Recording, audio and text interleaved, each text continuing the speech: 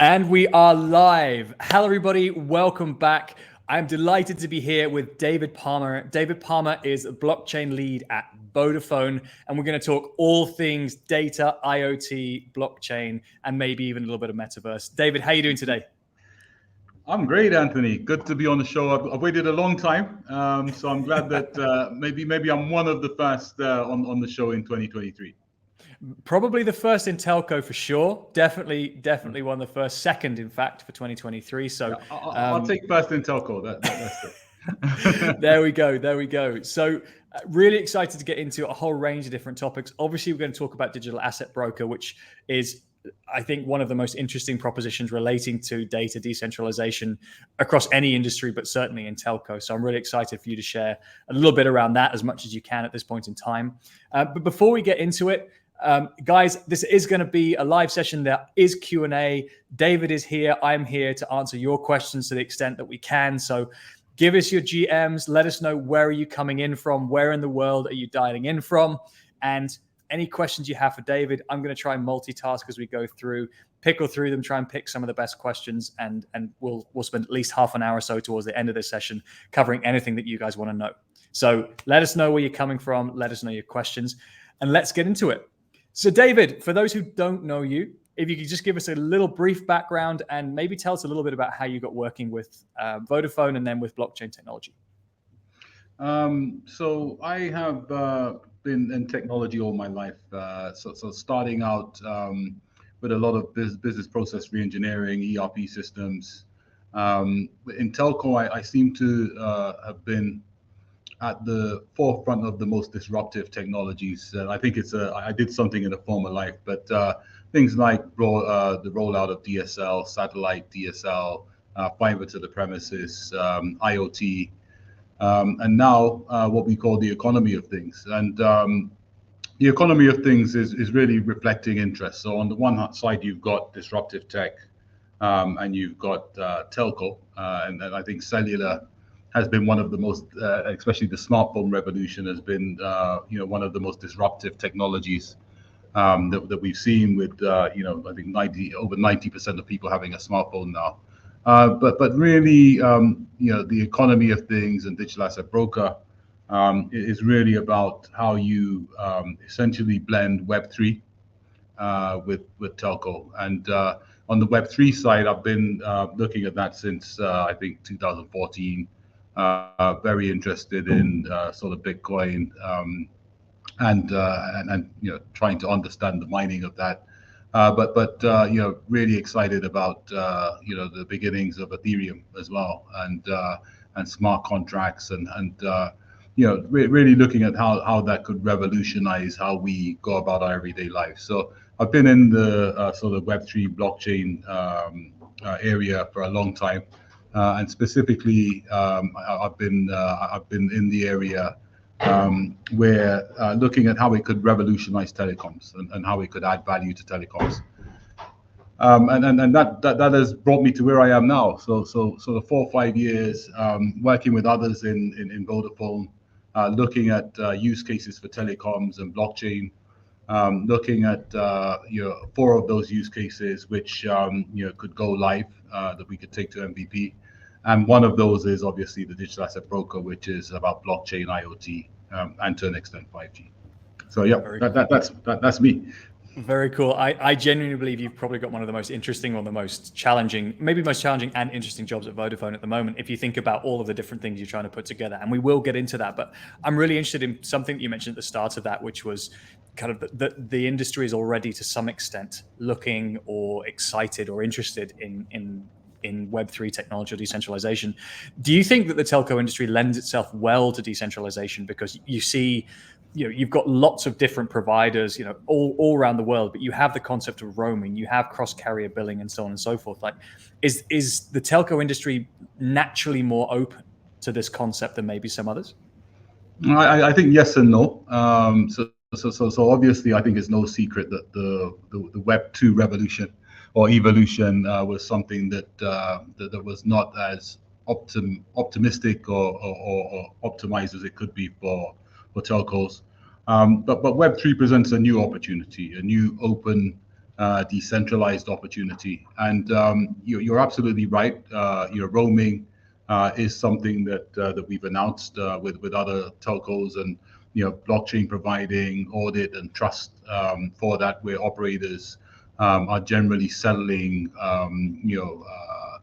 settling bills or charges across each other, and that was a very good use case for permission blockchains. And I think going wider, I think those very same processes like roaming can be used, for other things like settling, charges across IoT devices. So I do believe that there are some aspects where decentralization and openness is a good fit. I also believe it's a very good opportunity as telcos are looking to move from telco to techco and become technology companies with others. And there's many new business opportunities. Digital asset broker is looking at that. But also there are some challenges. And part of the challenge, I think, is typical to what we've seen, and how I see sort of Web3 having evolved so far, where on the one hand, you've got Web3, and I'm a Web3 believer, I'm part of the movement. But the adoption hasn't been as significant as it could have been, because we've taken a stance that, forget everything else. If you want to use this, we're going to do our own thing, come to us, right? And that we have had some adoption, but not full.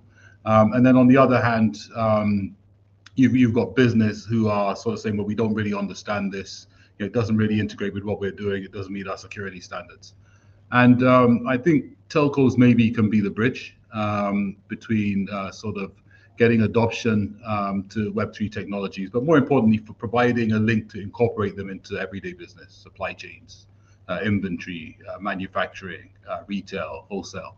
And I think that is the future. If you look at where Web3 is going, where Web2 is going, where ERP technologies are going, where other technologies are going, it's going to be a blend, right? And it's going to be a blend of technologies that solve the right problems at the right time in the right way, coming together to support things like the metaverse or metaverse business. And I think telcos have a role to play, not least because you have over 90% of the population connected and with smartphones. It's a really good point. And I like that you kind of called it out that, that shouldn't be an assumption that Web3 has to throw everything else away, or that blockchain and digital assets are the only technologies that are out there that we get to use in the toolbox, right? You have established and embedded technologies, established and embedded software, and so many other places that it's important to try and be able to make use of those to the extent that it makes sense, right? To the extent that they're fit for purpose. Exactly. And if you look at a lot of companies, I mean, you're spending 5 years ahead on your tech strategy, right? So if you're looking at your tech strategy, you're spending 5 years ahead. Some of that investment's already been made, and I don't need to go into the sort of current economic environment where we're in now. So they're not going to throw it away, but neither should they, because there's some things that traditional technology, centralized technologies do very well, and there's some things which I think is the majority externally facing. External facing use cases and problems, which blockchain does very well, and there's some insights across both that things like AI will bring. So it's how we start to, and I think 2023 is really about how we start to blend these technologies to really move forward. And if you look at some of the projections, so McKinsey, who I've worked with before, have recently come up with a projection about the metaverse opportunity being worth 5 trillion. We've got something from Citi, which is also looking at a significant opportunity. But 5 trillion is near 5% of global GDP, right? So that's not going to be doing something in operation in isolation. It's not going to be gaming. That is about how, if Web3 is a part of that, how that can transcend to real world business, supply chains, retail, wholesale, financial services. And to do that is going to be a blend. It's not going to be either or, it's going to be a blend. And I think this year will be about how those blended technologies start to make their mark and gain adoption. I'd like to hope so. And with that in mind, I'd love to kind of think about, or help maybe for the audience, explain how does an organization like Vodafone look at things like this, right? You've got customers in two different ways, right? You've got business customers who have operations, supply chains, devices, equipment. You have your customers, retail customers like you and I, we have our phones, we have our SIM cards.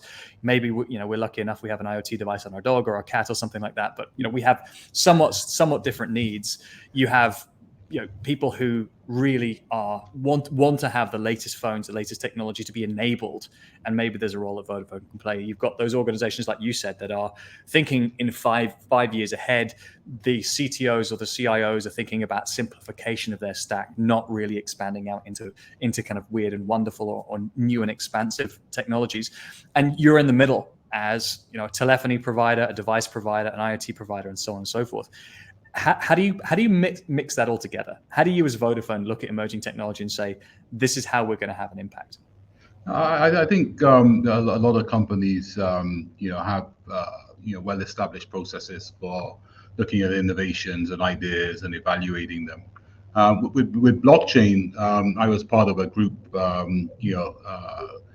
which was looking at 4 use cases, and the approach was to take 4 use cases for blockchain, which we could take to MVP or POC, proof of value, and MVP. So it was a focused approach, but there was some criteria, right? So the criteria was about adoption, business benefits, long-term sort of benefits to the company, etc. So there was some criteria applied. And that was the sort of approach to this, which was very focused. And out of that, I think there's a much bigger movement. But because sort of 3-4 years ago, we were looking at those 4 use cases to take to MVP, we're in a much better position to understand how the technology can help. But I think one of the things, the CTO or previous CTO now, Johan Weiberg, sort of said to me was, don't focus on the technology. He said focus on the business and the business benefit, and I think that is some of the mistakes that maybe others have made in blockchain, where you're sort of saying, here's blockchain, let's look for a problem, let's apply blockchain, and I think we start to get effective, and we start to get adoption with Web3 and blockchain, where you're actually looking at the business, right? You're looking at the business opportunities, new business that can be created, business problems that can be solved, revenue that can be earned, and that is really how we approach digital asset broker. With that direction from Johan, the previous CTO, it was really about looking at the business side. Can it really make a difference when combined with other things to the bottom line? Is there a business there? Is there revenue? And that was the approach we took to digital asset broker. Nice. I think the world is a little unkind in some of its terminology when it says things like blockchain is a solution looking for a problem, or people have gone through with a blockchain hammer and trying to hit nails. It's not really the way it's played out. It's because I think decentralization is a different way of architecting solutions. It requires a dedicated focus to understand how that actually works. Right? If you're looking at where does IoT fit, or where does devices that are always on, or where does streaming of data fit? Because that's such an interesting and expansive capability, you kind of can't think of that at the same time. Think, well, you've got to do that and also think about it in finance, and then also think about it in insurance over here, and narrow it down to such a small area. It requires quite an expansive span of thought. And so I think it's appropriate digital assets tokenization as a vertical, as a single thread, but don't do so with that only and that as the only technology in mind. Right? No, absolutely, and you've seen this where when you analyze a lot of blockchain solutions, there is a centralized component, and I've been criticized for this, because you have this big decentralized layer, and then you have APIs which are calling a central function, and it's very hard to find a pure decentralized platform or protocol. And maybe that's just a sign of the times, but I absolutely agree with you that it from a technology point of view and the business point of view, it does require a change of mindset. And that being because a lot of focus in business is on control points. How are we going to control this? How are we going to monetize the data? And I suppose that's the big difference between Web 2 and Web 3, is that you're not going to control the data, right? And you're not going to control the platform or the protocol. And that lack of control and really evolving to revenues based on value add and revenue business models based on decentralized structures is part of the transformation, which I think we know from the enterprise side is still something that we're working on. I hear you, and I want to jump in straight to digital asset broker now, because this is the stuff that guys are here for. They want to hear about what have you created, however many years ago it was, with your kind of four use cases, your 4 initial strands. Digital asset broker was announced last year. It's official. It's above the parapet now. People are coming in. There's an ecosystem growing. Tell us about it. Tell us about the genesis. Tell us about the areas it focuses on, the problems it solves, and how is this different to what we've had before? Yeah, it's a result of a journey. So Vodafone have been for many years now voted a leader in IoT. So I think by Gartner's Magic Quadrant, Vodafone's GDSP IoT platform has been voted number 1. There's currently over 160 million connected devices. Vodafone's platform provides managed connectivity. And that is a testament to the innovation of the organization and being able to implement that to have a successful business. However, digital asset broker was part of that innovation. We mentioned how you innovate, and George Bento, who was the sort of CTO of IoT, started. We had a conversation about blockchain. He said, "Well, have a look at it. Let's see how it could apply."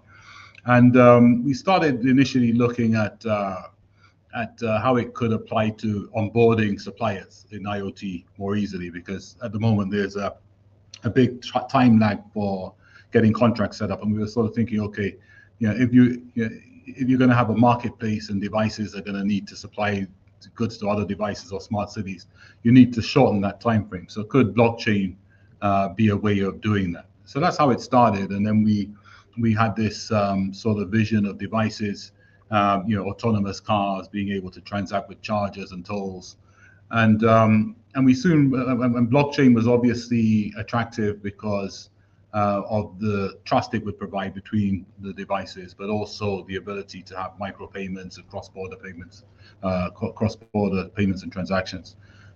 However, I soon realized that we weren't going to become a layer 1 protocol. Right? We weren't going to build our own blockchain. And then you're sort of looking at, okay, where is our right to play? So we started looking at, okay, what if we could somehow connect the 660 million, I think it was maybe 130 million at the time, devices to blockchain?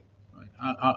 What if we could somehow build a bridge between the SIM card and the blockchain? And that's how it started. So we started looking at that, and there happened to be some technologies at the time that we had. One of them proprietary to Vodafone called SIM Trust, and the other one is an open standard called IoT Safe. And we were saying, okay, can we use these standards and to actually connect the SIM card to chain? And if we could do that, could we actually allow a SIM card to sign on chain? Can we generate private keys in the SIM card? Can we store that private key securely? Can you sign on chain? And that was the edge part of DAB, which is really a protocol, a layer 2 protocol for how devices can be connected to Web3.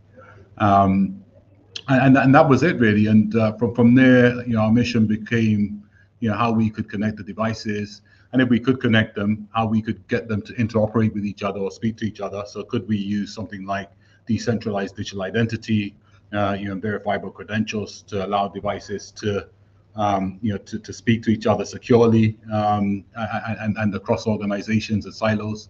And from that, could we then use the cryptography in the SIM card to power a wallet? And if we had a wallet which was linked to on-chain, could we start to transact and have payments and micropayments? And and that basically was the beginning of it. And right now we have a digital asset broker platform, which is essentially a protocol about how devices can interoperate with each other, how we can connect them to a layer 1 blockchains, which forms the ecosystem, and how you can power this new economy. And that economy, at the moment is focused on on devices we have now, which are part of supply chains, which are part of mobility, which are part of healthcare, and how those devices can basically come together to form a huge marketplace and transact with each other. But in the future, you can see that devices having identity. So for example, an electric car having an identity, speaking to an EV charger, an electric charger that has an identity. You can see how a transaction for charging could be automated. And when you go forwards to having autonomous cars, you can see where you don't have someone with a smartphone in there, how that starts to become really relevant. So today, as you said, the platform is launched. It's still at MVP, but it's a lot of progress has been made, and we're working with real automotive manufacturers, fleets, and others across the IoT spectrum to power this new economy of things. And one of the areas that we've sort of explored as the first use case is electric vehicle charging, simply because, again, you're looking for a real problem. In Europe alone, by 2025, you need to have 1.2 million chargers, right? And there's a lot of need for infrastructure, which we've got solutions using Web3 and smart contracts for. There's a lot of need for frictionless experience in charging, which is interoperable. And we're looking at how we can use the protocol for device-to-device transactions to do that. And we've actually got something which we're piloting and rolling out at the moment across Europe. So I'm talking a lot, Anthony, but yeah, it's 4 years away. It's not a simple proposition, to be fair, David, and you've done a really good job of kind of breaking down the genesis of it, the components, and the what are we doing with it, all, I think, relatively concisely. But there's a couple of really interesting things out of that I want to kind of double click on, because I think it's worth people listening in realizing or hearing this again. Because I mean, the first thing was, you said we don't want to have our own protocol, right? Or we don't want to be a layer one, which I think is an interesting point, because we have already very many layer ones in Web3. We have very established ones, some with different performance characteristics and so on, some that have obviously their own token structures and standards that allow you to already today transact value for minimum cost in a borderless way. And so there's no sense of creating a Voda token or Voda coin at this point, when actually your secret sauce is, like you described, that the SIM card, you've essentially got 160 million hardware wallets, which people working in Web3 will be familiar with the concept of hardware wallets. So if the SIM card, if your phone is a hardware wallet, then now you can imagine what that can do, either autonomously or with your control. That hardware wallet can sign, initiate, receive funds, move funds, etc. That becomes incredibly powerful then as a convenient in the hand or in the vehicle or in the device or in the equipment means of which to then add the hardware wallet, the identity, onto an existing transaction system. You also mentioned micropayments, which I think is important in a couple of different ways. One is the cost of doing it. Right? People will say, well, couldn't we just use the card network? Couldn't we just connect our bank cards today? At the moment, if you're paying for tolls, right? You're paying for, I live in Lisbon, right? I drove back from Carcavelos this morning. I went through 5 different toll plazas, and each one being a payment of somewhere between 60 cents and €1.50. And each one of those, there will be a charge of, I don't know, 5 cents or something like that. And that's probably okay. That's not going to break the bank. I'm not going to start kicking off that I've had to use my bank card for those things, and it's not going to cost me too much. But if you start seeing increased volume of transactions, if you start doing in the hundreds of millions or billions of transactions, and each one of those has a 5 cent cost to it, or a 2 cent fee, that starts to become unfeasible. And so the ability to have side chains or peer-to-peer transaction networks which are constantly settling or that never settle, that becomes incredibly powerful from an efficiency perspective. And people don't see or hear that. The last one, and again, relatable example for me is I have an electric motorcycle, and since moving to Lisbon, there's a charging station like 10 yards from my house, which is unbelievably convenient. I didn't know that at the time, but I do. But I went down to it. I was like, well, how do I pay for this? Right? I have a cable. I have a motorcycle. I rode up, and figuring out my worst Portuguese, how does this work out? I have to, because there's no universal or interoperable payment system for this charge point. I have to go to one of 5 or 6 energy providers that doesn't power my house, and apply for a card to then be able to go over, tap that card, and they manage the payments, settlement, and reconciliation behind the scenes. That is friction to me, because maybe that works well because I live here, but what if I'm from France and I'm coming through, right? Do I then have to give somebody my bank account details to then post something to my house, or do I have to become a resident or have somebody in Portugal receive my payment card? It felt like the most clunky and unnecessary experience for something that, frankly, I would be expecting just to do it with a debit card, right, or Apple Pay or something like that. But the infrastructure here still isn't mature enough to enable that. And I know that's probably not a surprise to you, but sorry, no, please. So I'm interested that my immediate journey, and I'm a segment of one, but my immediate journey is immediately relatable to the problems that you're trying to solve with technology that we've been talking about for a couple of years. So I can personally validate what you're working on. No, exactly. I mean, can you imagine if you're a fleet and you're trying to? I mean, one of the sort of eye-opening moments I had was when I sort of got into electric car. And I tried to get it charged, and I went to the supermarket and realized I needed an RFID tag to join, so that wasn't going to happen. And I had sort of 18 miles in the car, and then you go to another charger, it's not working. You go to another charger, and you've got to download an app. In fact, for most of them, you have to download apps. This isn't true for Tesla, who have a closed-loop plug-and-charge network. And there are advances with ISO 15118, which is the plug and charge standard in Europe.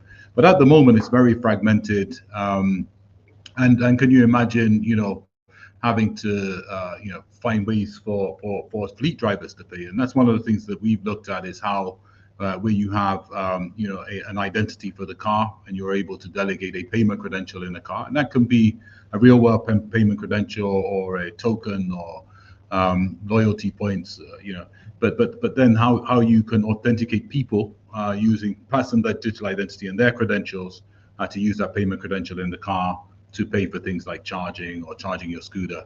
And that is the power of blockchain, cellular, and cellular cryptography coming together. Blockchain providing the ecosystem and the trust, for devices and their owners to transact with each other securely, but also they need to be connected, and you need cryptography at the edge to do that. And these are all the things coming together in digital asset broker to solve real problems. So I think I see a lot more of these solutions coming.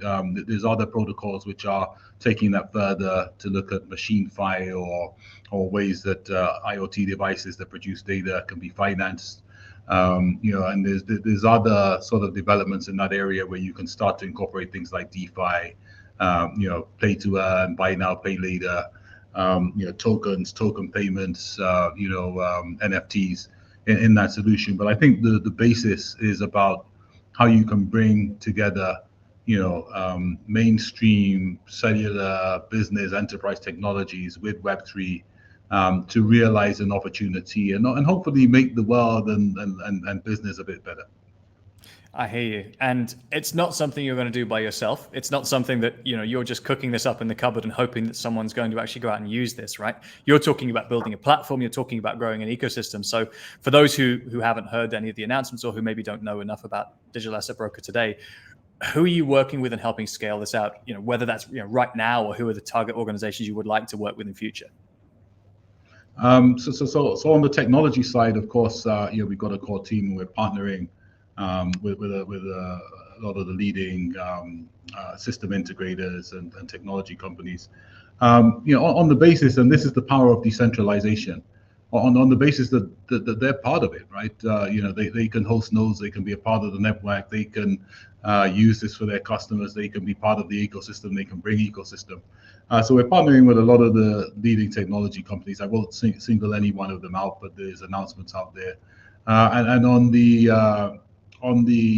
sort of customer or user side or device side, of course, we start with the 160 million devices that we already have, and I think that's one of the advantages is that you can kickstart the ecosystem with that, and it makes us automatically one of the largest protocols out there. But also, we're working with a lot of companies in the sort of automotive, energy and healthcare sectors as well. Some of the announcements will start to come out, but over the coming months. But there's some really exciting things that will come to light. And also, I think it's important to say as well. I mean, I've emphasized the SIM card and our right to play because we've linked SIM to blockchain. And incidentally, I posted on this a while back. Petabytes sort of said the same thing, right? That you imagine, what you call mobile mining, where essentially your mobile phones and the cellular network can be part of that. And I think, with over 6 billion smartphones, it's sensible that they become part of consensus protocols. But one of the points I wanted to make is that the platform isn't only for cellular devices. So part of our roadmap is to incorporate devices that don't have SIM cards, because essentially we can still assign them digital twins, and we can still assign them identities in the platform. Part of what we're doing, we've already done this with the chargers, with the electric chargers. But part of what we're doing is to obviously extend the protocol to look at these devices, so Wi-Fi devices, Bluetooth devices, and other devices, so that we can cover the full ecosystem. Very cool. And I mean, it's a not insignificant task, right? When you already have your own ecosystem or 160 million wallets, inverted commas, that you can pull from, that's already strong, right? That puts you above, like you said, most of the other layer ones in terms of the number of wallets, if you're going to count it in those terms. But at the same time, you've got to try and integrate a number of different standards or a number of different. It's no good just saying, well, we're going to add another one. We're going to create another standard on top, and now everybody should be using the Vodafone digital asset broker standard, because that doesn't change anything.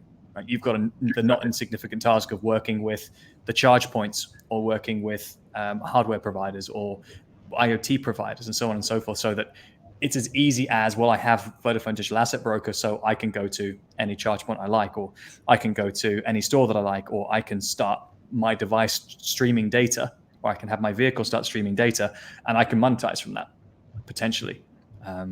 So is that, what's the longest mile, or what do you feel is like the thing that's really going to unlock scalability for you guys at this point? I think a few things. So one of them is, I also realize that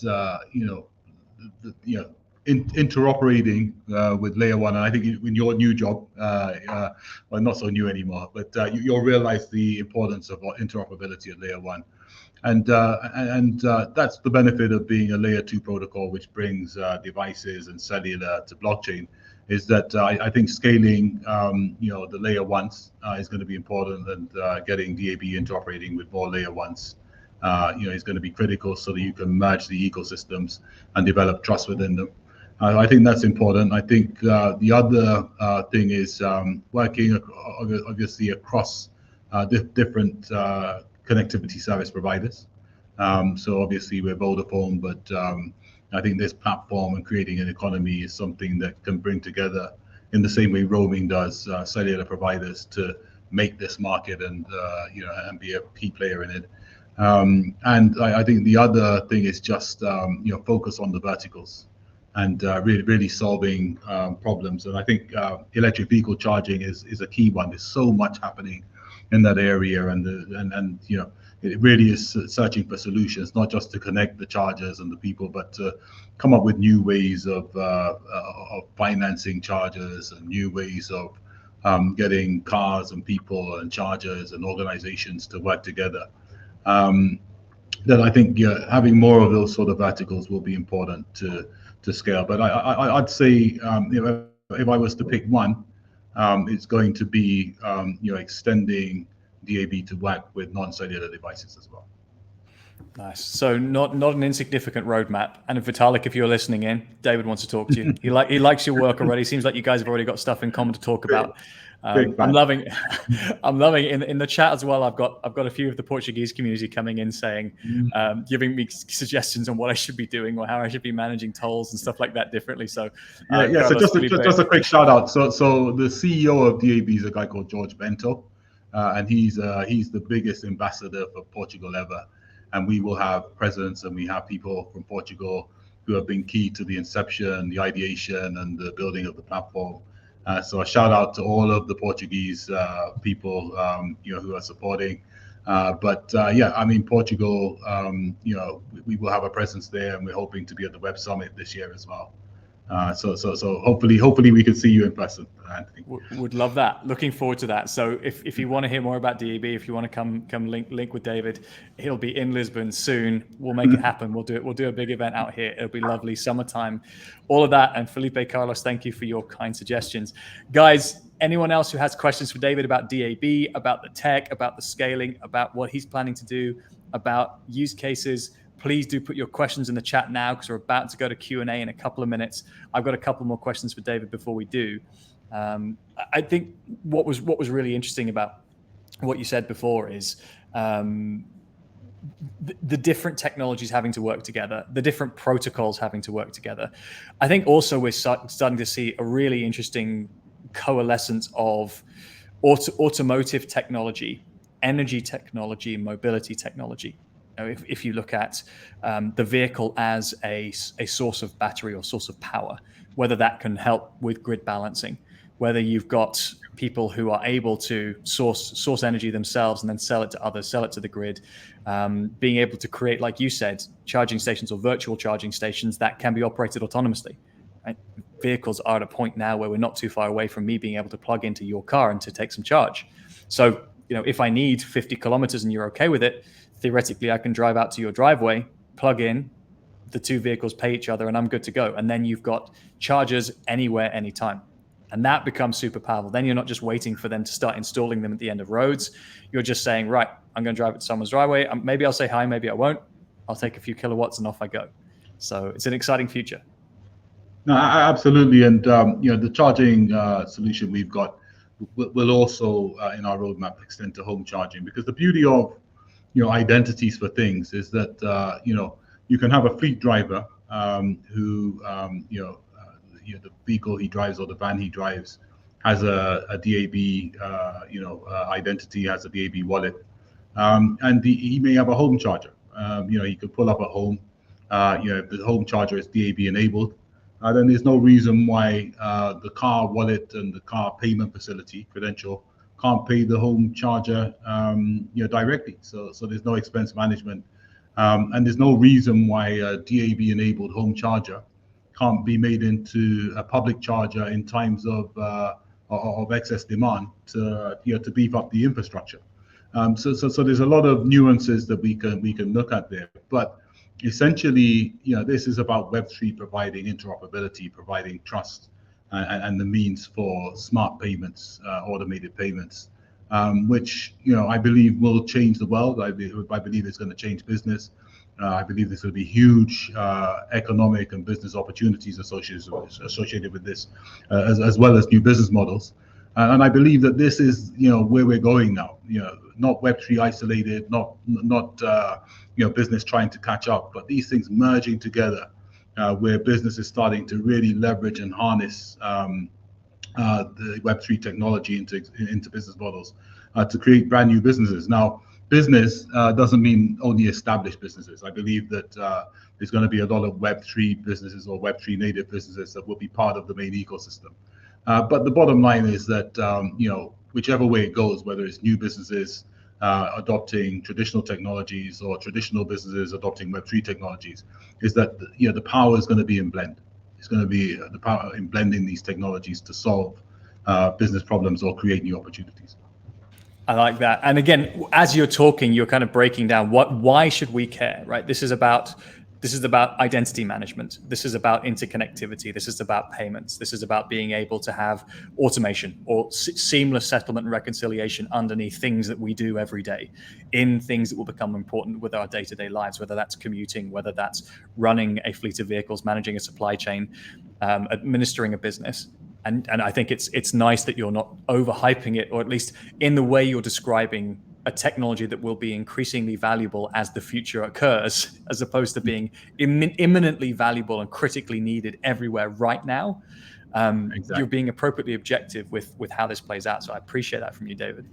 And I'm going to ask my final question before we go to the Q&A. Are you bullish on enterprise and government use cases? As somebody who has been looking and working in Web3 for a long time, somebody who spends their time building something for enterprises with enterprises, I'm assuming there'll be some small amount of bias there, but give us your take or your sense on where are other enterprises or Vodafone's customers in terms of Web3 these days? Are we still persona non grata, or do you see that there's going to be some chinks of light coming through?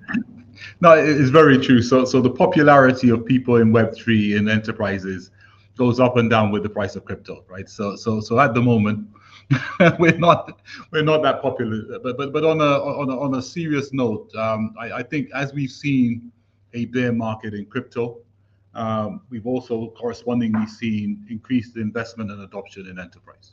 And this is covering the banking sector. I was reading Goldman Sachs have announced the token platform using DAMO, HSBC, JP Morgan, Citi. I mean, there's a number of announcements in this area where I'm seeing a lot of business adoption. So I think I'm very bullish that the value of Web3 for enterprise and business is starting to be realized from a governmental level. Not specifically Web3, but you've got things like EIDAS 2.0, which is talking about a European identity wallet. Essentially, what that's saying is identity and verifiable credentials, or they say it, they call it attestable attribute, same thing. But this has the potential to automate, how you go through border control, how you rent a car, how you apply for financial services, where you have issued credentials or trusted issued credentials, and the process has become about verifying that. So the blockchain holds the credential, and the process is about how you verify. That has the potential to automate every aspect of life, where we still exist in this hybrid model of Victorian paper documents, right? And I've been on this before, which mean absolutely nothing, because whether they're valid or not is digital. And digital identity and verifiable credentials has the potential to move us to this new sort of automated customer experience in our everyday life. And I think EIDAS 2.0 is looking at that. There's been some experiments with or some pilots with a digital native driver's license in Europe. And I see that going. I don't know how quickly we'll move, but we're starting to see things pick up and the adoption pick up, in business now. And I think that is very, very, very positive. But at the same time, it comes back to this question of regulation, and for us to really move into the area of some pure mainstream adopted, pure Web3. There has been some great, there's been some great work there and some great products and protocols. But in terms of the mainstream business, they're still looking at the regulation and saying, okay, give me regulated DeFi, give me some certainty on regulation. And I think that is the key to unlocking some mainstream adoption. Nice, I like that. And again, it's interesting to see that the governments, at least in Europe, are looking to move away from calls to centralized servers or lookups to databases that are provided online that only they serve, and being able to decentralize some of that infrastructure. At least it doesn't remove their role as national authorities necessarily, but it does change the way that the technology and querying of data is handled and managed. And again, that can be used for good and bad. And we're not going to get into how governments will use decentralized technologies to control or not control different parts of the world. That's not for this show. But I do want to jump into some of the questions, because I think there's some interesting ones here that I think would be useful to get a take on. This isn't a question, but I wanted to put it up anyway because it amused me. Felipe is in here saying Portugal wants to be the first digital valley in the world. Shout out to having been the first global village 500 years ago. Obviously, Felipe and myself were both bullish on Portugal, so I'm an honorary Portuguese, so I support them. There you go, David. You're very welcome here anytime. But just a quick shout out to Portugal, just for anybody else who's out there. Here's an interesting question from Dave. What are the benefits of using the SIM card as a hardware wallet as opposed to an app on the smartphone itself? So the benefits for IoT are essentially that you can generate multiple private public keys from the SIM card. You've got a hardware secure module in there, and using elliptic curve bridges, you can actually have a device that doesn't have a smartphone. So if you're looking at a connected cabinet or a drone or some device where you don't have a smartphone, it allows that device to be open for business and to be able to transact automatically. So you have hardware secure modules in smartphones. But in IoT devices, we give the same capability and the same automation capability. But in terms of the hardware wallet, just a correction. So essentially, we have the hardware secure module, we have the the cryptography in the SIM card and the private keys, public keys, PKI. However, part of the wallet infrastructure or wallet design that we have is based on four principles. So one of them is smart wallet, smart contract wallet architecture. The other one is Wallet Connect, social recovery, and multi-sig. Right, so those are the four principles. And Wallet Connect, is something I'm very excited about because it gives you the ability for one wallet on a device to connect to multiple wallets on chain. We're actually extending that to connect to multiple payment credentials, including banks, banking cards, bank accounts, and cards. And obviously connect to smart contracts so you can automate the payment. So Wallet Connect is something that we're looking at, and I'm also very interested in the messaging capability that has recently been announced on that. We're taking it beyond just the hardware wallet. It's about a interoperable wallet that can connect to multiple payment credentials wherever they're held and automate the payment. I'm glad you did. I'm glad you kind of preempted William's question here, but let's continue with the thread a little bit because it's kind of related. William's question here is, aside from being a revolutionary payment solution, which is as you described, what are some of the other benefits in terms of customer experience that DAB can bring? Are there other things that you want to highlight? I felt like we were already on that train, so I thought I'd jump in with William's question here as well. Well, I think the benefit, primarily we're looking at Internet of Things, right? So the benefit to businesses is essentially about monetizing their devices, opening the devices up for business, but also improving the ability of those devices to buy and sell. So fleet cars to be able to buy charging, but also sell data, and that all being automated, taking account, incorporating real-time data to look at real-time opportunities. However, when you look at this paradigm or this axis of people, business, and things, identities, and then you're looking at verifiable credentials, as I was saying, we got the potential here for a barrier at a train station, or a barrier at a football stadium, or a barrier or a automated till in a store, to have the intelligence to be able to recognize a person and the good, and for a smart contract, location, and data, based on identity and payment credentials, to be able to automate that, right? There is huge potential where you have intelligent things which are open and capable of commerce, linking with people and/or businesses, and you can verify payment credentials and location and identity. This is the next generation of automated retail, which I think could be very disruptive. Of you order something online and you just walk in and pick it up from the store and walk out, right? You're starting to see some of this with Amazon Go, but I believe that cellular will play a big role in that. Nice. And again, the benefit there is that you've got devices, and then if you talk about expanding DAB to Vodafone and other telcos, you've then got multiple device, multiple country, multiple SIM interoperability, and that becomes a little bit more attractive than individual silos of Amazon doing something, a couple of banks doing something. Theoretically, you've got an easier and more scalable solution. Should it still work out? I mean, you've still got not an insignificant amount of interoperability and standards work to do there, but it sounds like that's the general direction. Question here from Alan. Shout out to Alan. How do you go about deciding on the roadmap for DAB? What comes next in terms of use cases? What comes next in terms of what goes on the platform? So the roadmap to date has been to get the key functionality in place, and to grow the ecosystem as quickly as we can. We believe that ecosystem is key. So things like SIM interoperability, device interoperability, interoperable identities, things that can allow us to get as many devices, starting with the 160 million we have on our IoT platform, as soon as possible. And we're also looking, from a customer point of view, at the key things in EV charging and automotive, where we're getting a lot of noise, a lot of demand. But going forwards, obviously, we apply criteria. One of them is ecosystem, the other one is customer, the other one is sort of business opportunity.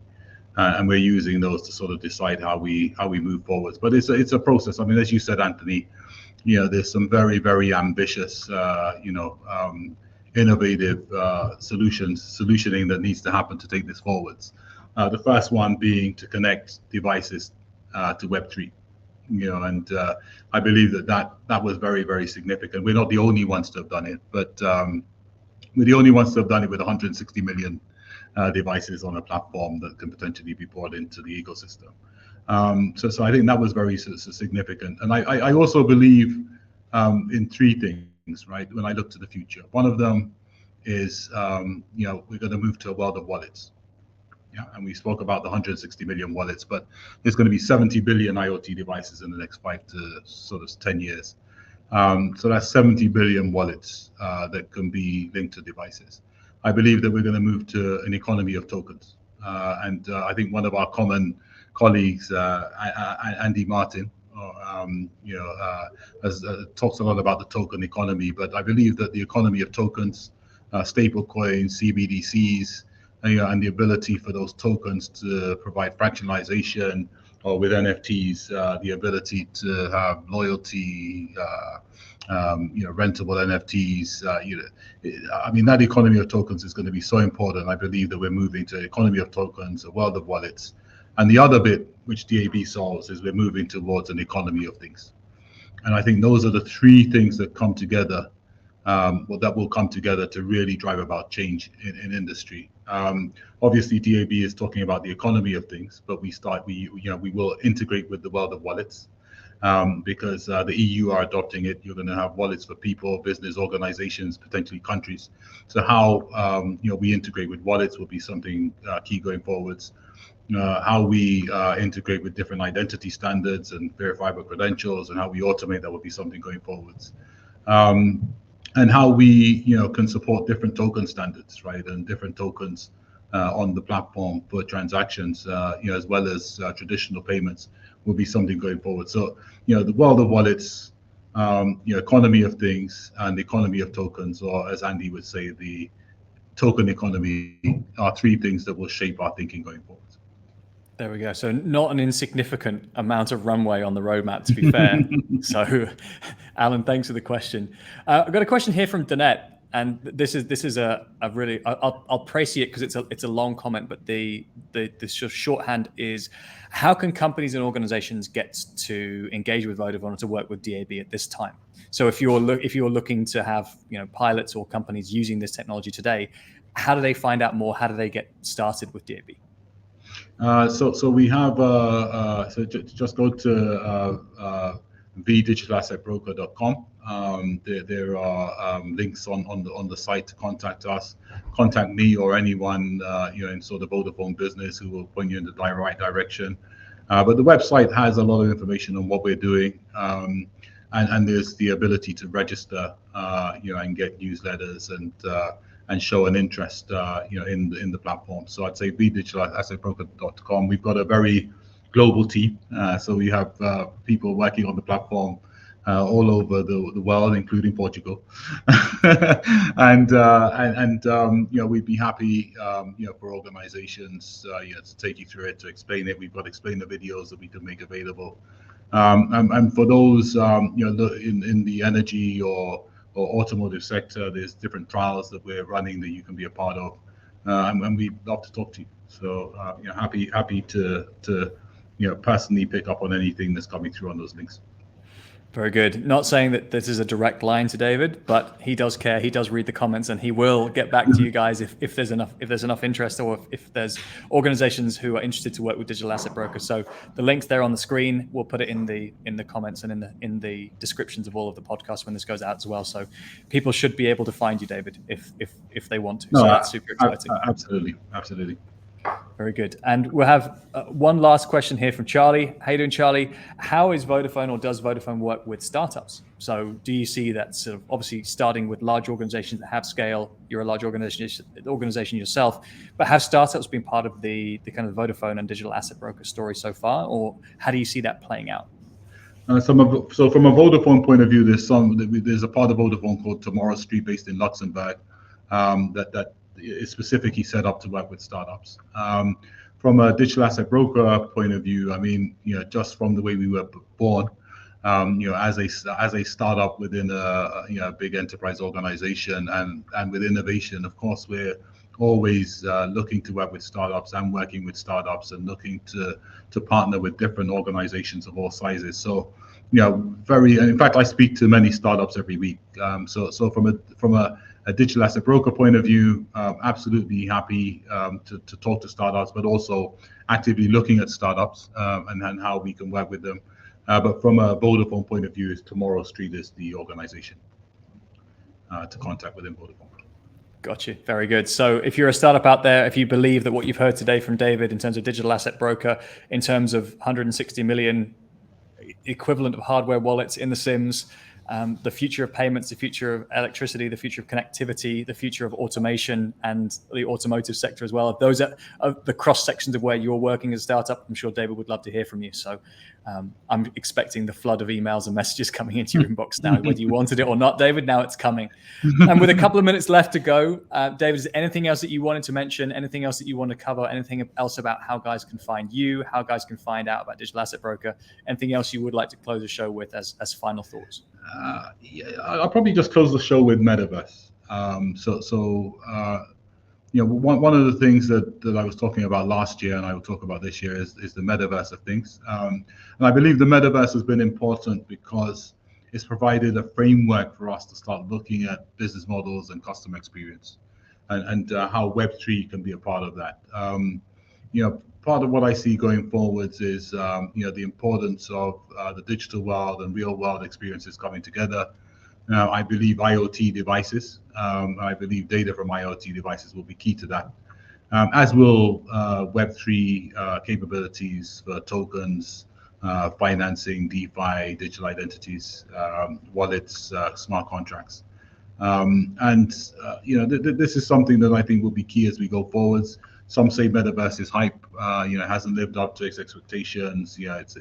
But I think the bottom line is that the digital world and the physical world have been merging. We've seen an acceleration of that through COVID, we're seeing as we go forwards that there's a lot of very significant opportunities, and we're seeing those opportunities being valued as much as 5 trillion by 2030.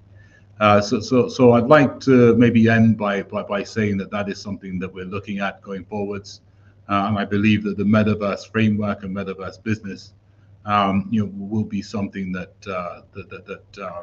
will bring together things like IoT, Web3, and other technologies, to really impact customer experience and business going forwards. Love that, David. Bullish on enterprise, bullish on government use cases, bullish on IoT, bullish on digital identity, and bullish on the metaverse. I mean, it's a very positive outlook from where I'm sitting. I'm not so bullish on my crypto portfolio at the moment, but that's another discussion. And I think if there's one last takeaway from this is to remember that all of this good work, all of this technology, all of these assets, all of these standards are being developed irrespective of token prices and crypto, right? And that's an important distinction when you talk about Web3 more broadly. I've posted on this plenty of times, is let's remember that we're creating infrastructure here as well, not just tokens. And yes, there will be a token economy. And yes, we want to enable that. And also be kind to the metaverse. It's only a couple of years old. I realize that the term metaverse has been coined decades ago. The fact that we are talking about the concepts of virtual reality, augmented reality, X reality, the idea of Web3 into blending. My take is that the metaverse started when Facebook changed its name.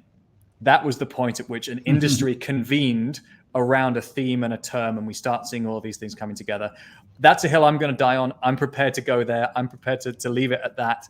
But remember, the metaverse is still early. If you thought Web3 was early, the metaverse is even earlier. But David, it's been a pleasure to have you on the show. Thank you for sharing the work that you guys have been doing. Shout out to the rest of the team. Shout out to Vodafone. Shout out to Digital Asset Broker. And have a great rest of your day. Stay safe out there. Thanks, Anthony. Thanks. Great being Thanks, on. everybody. Bye-bye.